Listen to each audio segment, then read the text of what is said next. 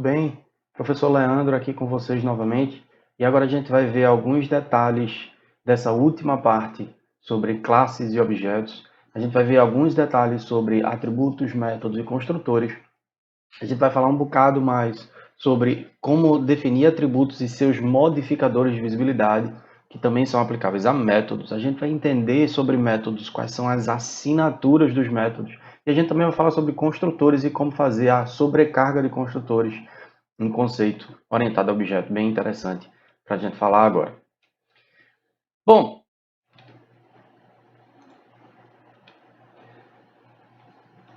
começando pelo conceito de atributos, a gente já viu uma pequena classe em Java que representava um automóvel.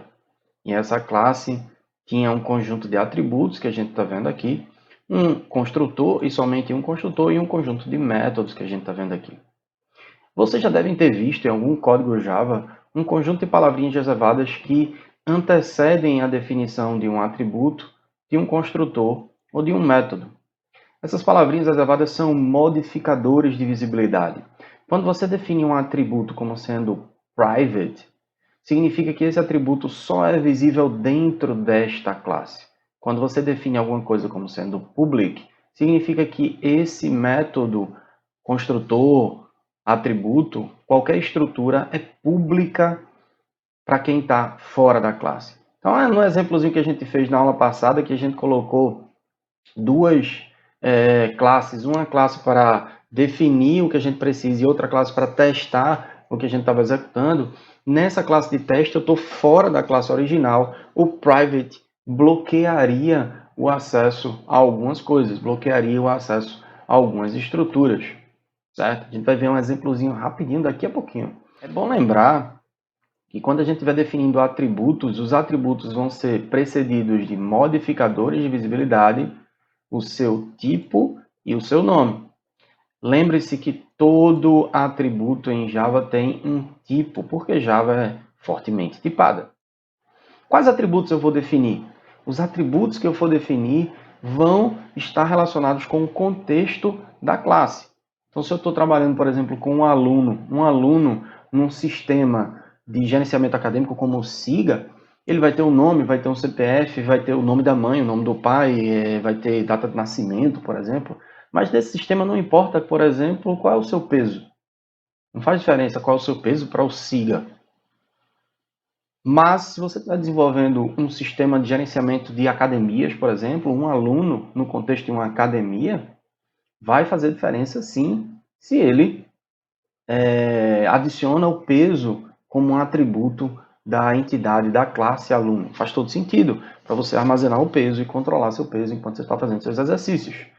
É importante que cada um desses atributos siga um princípio chamado de information hiding. Em português, isso pode ser traduzido diretamente como ocultamento de informação ou esconderijo da informação. Os atributos que são inerentes às classes são privados, via de regra. Se você quer acessar esses atributos de fora da classe, você define métodos, operações públicas, para serem visíveis de fora da classe. A palavra reservada private indica justamente os atributos que só são acessados, lidos ou modificados, acessados para ser lidos, acessados para serem alterados dentro da própria classe. Um exemplo que eu tinha falado, o aluno no sistema tipo SIGA na universidade, ele tem um nome, ele tem um CPF, ele tem o nome da mãe, como 3 atributos private de tipos distintos. Mas em um aluno, o mesmo aluno, a entidade, num sistema, por exemplo, de uma academia, vai ter o nome, o CPF, um peso e a data de aferição do peso. Faz toda a diferença para um sistema de academia. Certo? Então, quais atributos você vai definir? Depende do contexto, depende de onde essa entidade vai estar inserida. E quando você visualizar a entidade, os atributos que são relevantes para aquele contexto aqui devem estar listados na sua classe, na sua entidade. Classe e entidade são sinônimos, tá? Via de regra, usem private. Java não obriga você a usar private, não tem nenhuma obrigação, mas uma boa prática de programação e um princípio de orientação a objeto é que cada classe deve ser responsável pelos seus próprios atributos. Então, usem private. Beleza? Vamos fazer um exemplo bem simples aqui, da gente usando o private e vendo a diferença do modificador de visibilidade sendo alterado. Estamos aqui com o exemplo da classe conta, e aqui eu alterei o modificador de visibilidade desses dois atributos, número e saldo, para agora eles serem privados. Significa que eles só podem ser alterados dentro da própria classe conta. Os métodos agora serão públicos. Então você tem public para definir que fora da classe esses métodos podem ser acessados, certo? Então se a gente vem agora e constrói um objeto do tipo conta, veja que eu estou fora da classe, eu estou na classe teste simples conta.java. Aí eu construo aqui conta, minha conta, recebe new conta. E nesse momento eu tento acessar minha conta.número. E eu tenho um erro de compilação, por exemplo, minha conta.número recebe algum determinado valor. Eu recebo um erro de compilação justamente porque esse número não é visível fora da classe. Então, se vocês visualizarem, dá um pause no vídeo, vocês podem ver the field conta.número is not visible. Significa que eu não posso nem alterar, ou seja, fazer ele receber algum novo valor, nem acessar, nem ler esse número de fora da classe. Como eu deveria fazer para ler esse número de fora da classe? Eu precisaria definir um método público para isso. Um método que me retornasse o valor desse número. Um método que retorna valor, e é bem simples, a gente pode chamar de um método do tipo getter. Get em inglês, pegar. Ele só me retorna o número. Então seria um método público, ele retornaria um tipo string, que é o tipo do número, que eu vou chamar aqui de getNúmero. O getNúmero não precisa receber parâmetros, porque eu estou só lendo um determinado valor sem passar parâmetros, e depois eu simplesmente diria return número. Ou seja, agora sim, minha conta, fora da classe .getNúmero, eu consigo acessar o número dessa minha conta. Certo? Mais para frente a gente vai ver métodos do tipo get e set, que são justamente para pegar, para ler o get, e o set para alterar, para modificar esse cara. Eu poderia tranquilamente imprimir o número da minha conta, botando minha conta.getNúmero, eu tenho retorno dessa minha conta aqui.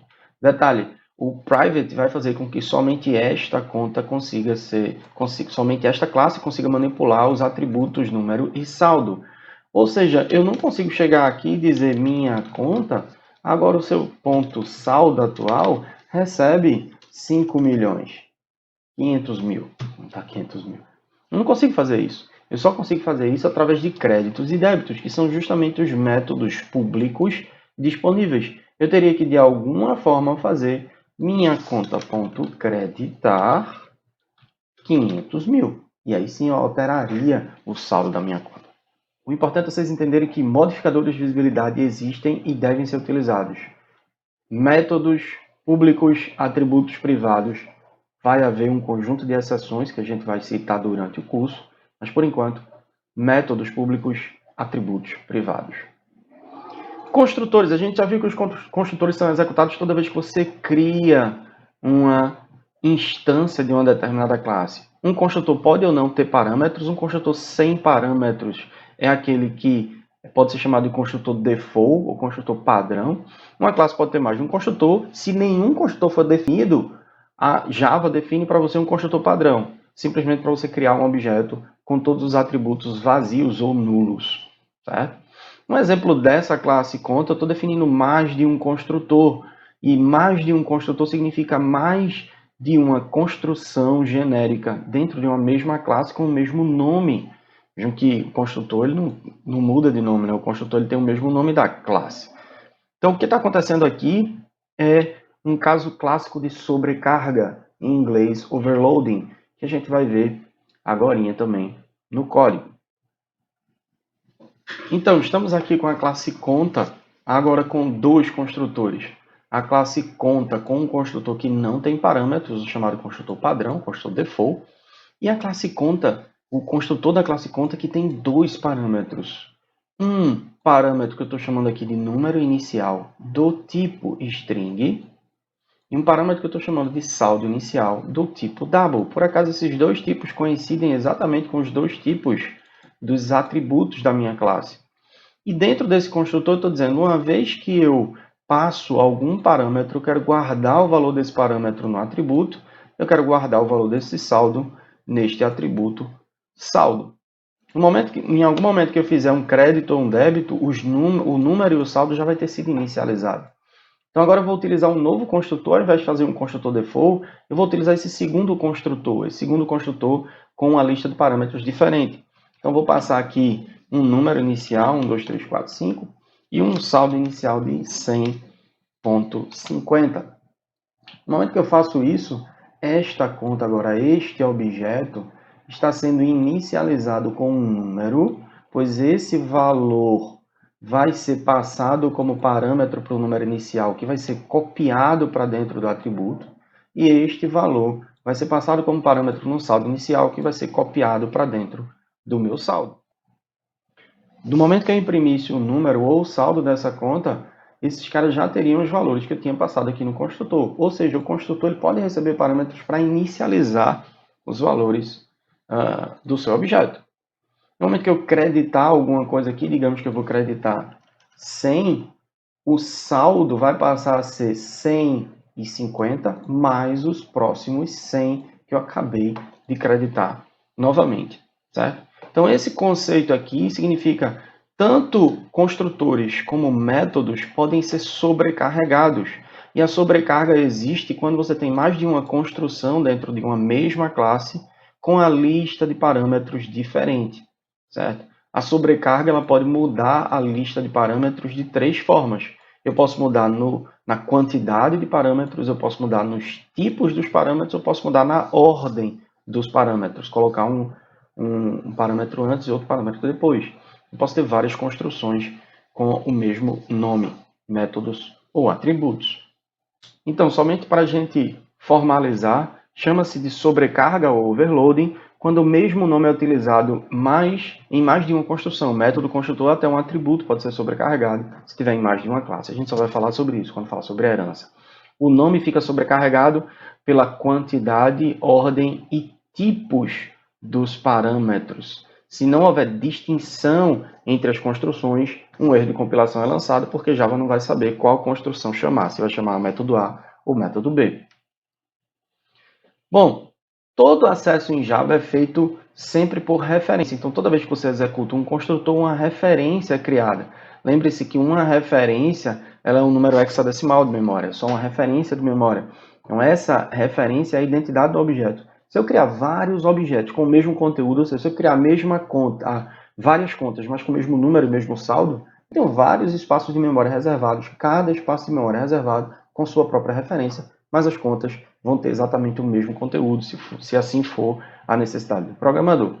A referência ela funciona sempre como uma identidade. Então, quando eu coloco new conta, número e saldo, eu estou criando um espaço de memória, alocando os valores nos atributos, alocando uma identidade e retornando essa identidade. É com isso que você manipula, é isso aqui que representa aquele seu conta, minha conta. O nome da variável basicamente está guardando a referência de memória para onde está o objeto. Então, para continuar e para finalizar esse nosso conteúdo bem simples e mais detalhado sobre a estrutura de uma classe, vamos falar um pouquinho mais sobre métodos. Quando a gente vai definir métodos em Java, um método ele também vai ter um modificador de visibilidade e um método ele vai ser executado a partir de um objeto da classe. Então veja que a gente já executou o método creditar algumas vezes, simplesmente porque o método creditar estava sendo executado a partir de um objeto da classe. Quando você tem um objeto da classe, você consegue executar esse cara usando o ponto, certo? Então, se a gente parar para pensar, vejam que todo método ele tem uma assinatura. Essa assinatura é justamente composta por alguns elementos que envolvem um tipo de retorno. E essa palavrinha void aqui é obrigatória em Java, para você dizer que o método ele não retorna nenhum valor. Daqui a pouco a gente vai falar detalhes sobre o que é a assinatura de um método. Mas pare para pensar agora, dê um pause no vídeo e tente responder essa pergunta. Por que o método creditar não tem como parâmetro o número da conta onde ele quer creditar um determinado valor? Para pensar agora, vai lá contigo mesmo, pense direitinho. Se você conseguir entender a resposta dessa pergunta, você está entendendo a orientação objeto bem. Por que será? O método creditar ele só pode ser executado a partir de um objeto, ou seja, conta nome da variável conta, recebe new conta classe 1, 2, 3, 4, 5, 10 de saldo. Quando eu faço conta, esse cara aqui, ponto creditar, esse objeto já é uma referência que está creditando um determinado valor. Ou seja, o método creditar é executado em cima deste objeto, no contexto de memória deste objeto. Não faz sentido algum eu passar o número da conta, já que a própria conta está sendo referenciada aqui, certo? Bom, qual seria o efeito disso aqui? No final das contas, o saldo da conta seria inicialmente 10, como eu credito mais 50, ele teria um saldo final de 60. Todo método em Java precisa de uma assinatura. O que é uma assinatura? Olha para cá, eu vou voltar e a gente vai ver que a assinatura do método creditar é composta por um modificador de visibilidade, um tipo de retorno, o nome do método e uma lista de parâmetros. Tem 4 elementos aí que a gente está vendo agora. Um quinto elemento seria a lista de exceções que esse método pode levantar. Mas não vamos falar sobre isso agora. Só mais na frente a gente vai falar sobre exceções. A gente vai ter uma aula só sobre isso. Então, a assinatura do método é justamente composta por esses 4 elementos que eu acabei de falar e um elemento opcional que seria o modificador de visibilidade. Você pode ter um método sem modificador de visibilidade, que é o caso de private public, e você pode também ter um método que não tenha nenhuma exceção levantada, então precisaria levantar nenhuma exceção, como é o caso do nosso método creditar, não tem nenhuma exceção sendo levantada. Existe uma palavrinha reservada chamada de return. Return é uma palavrinha reservada que serve para dizer que um determinado método retorna um determinado valor. Eu acabei já mostrando o método do tipo getSaldo, que dá exemplo exatamente disso, de que você está retornando algum valor para o seu, no final da execução do seu método. O exemplo da classe conta, eu poderia ter um método que retornasse a quantidade, o valor do saldo de uma determinada conta. Public, double, modificador de visibilidade, tipo de retorno, nome do método, e a lista de parâmetros aqui é vazia, eu não tenho parâmetro nenhum. Quando eu digo conta, eu quero saber qual é seu saldo. Eu não preciso passar nenhum parâmetro para ela, eu não preciso informar nada, eu só quero que ela me retorne algum determinado valor. Então, esse return aqui no final do método executa a última linha de código, depois dele nada pode ser executado mais, e ele retorna para quem invocou esse método o saldo desta determinada conta, certo? Quais métodos eu vou definir? Depende. Mais uma vez, depende do contexto. Cada classe vai ter um conjunto de métodos que vão atender a um serviço do sistema. Então, digamos que você tem um sistema bancário, você precisa realizar transferências entre duas contas. Isso é um serviço. Tem uma conta, tem outra conta, dois objetos definidos e implementados. E no momento que você quer fazer a transferência, você pode criar uma outra entidade, uma outra classe chamada de controlador de contas. Esse controlador de contas vai ter um método que realiza a transferência de duas contas e de um determinado saldo. Se a gente fosse parar para pensar, quais operações são necessárias para se realizar a transferência de contas? Debita de uma, credita na outra. Qual seria a assinatura do método? Para pensar aí, qual seria a assinatura do método que iria realizar a transferência entre essas duas contas? Será que a gente consegue escrever esse pedacinho de código agora? Fica aí como exercício para vocês e a gente pode mostrar esse pedacinho de código mais para frente. Mas pensa, qual seria a assinatura de que faria o débito de uma conta e o crédito em outra conta? O corpo do método é justamente o que vai ter a implementação real do seu algoritmo, a implementação efetiva do seu algoritmo. Então, quando eu estiver criando um determinado método, colocar um pedaço de código lá, eu posso ter if, eu posso ter else, eu posso ter comandos de loop dentro do meu método, certo? Trazendo aqui um exemplo bem rápido do que eu poderia implementar dentro de um método.